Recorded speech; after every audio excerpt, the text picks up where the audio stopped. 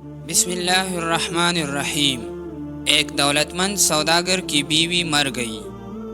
تھوڑے عرصے بعد وہ خود بھی دمے کی مرض میں مبتلا ہو گیا، تو اس نے اپنی کل جائیداد اپنے جوان بیٹے کے نام کر دی۔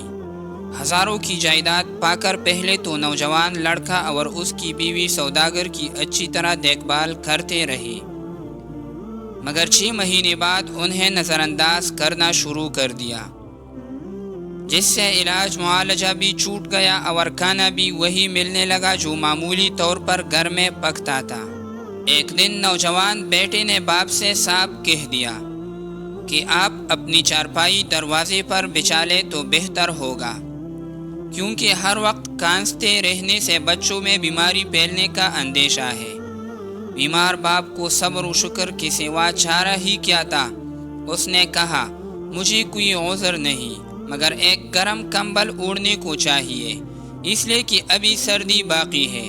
نوجوان نے اپنے چھوٹے بیٹے سے کہا، دادا کو گھائی والا کمبل لا کر دے دو۔ لڑکا جھٹ سے کمبل اٹھا لایا اور دادا سے کہا، لے دادا، اس میں سے آدھا آپ پاڑ لے اور آدھا مجھے دے دے۔ دادا نے کہا، بھلا آدھے کمبل سے سردی کیا جائے گی؟ باپ نے بھی بیٹے سے کہا کہ دادا کو سارا ہی کمبل دے دو، جس پر چھوٹے لڑکے نے معصومیت سے جواب دیا، ابا جان، گھر میں ایسا کمبل تو ایک ہی ہے، اگر سارا دادا کو دے دیا تو جب آپ بوڑھے اور بیمار ہو کر دروازے پر چارپائی بچھائیں گے تو میں آپ کو کیا دوں گا؟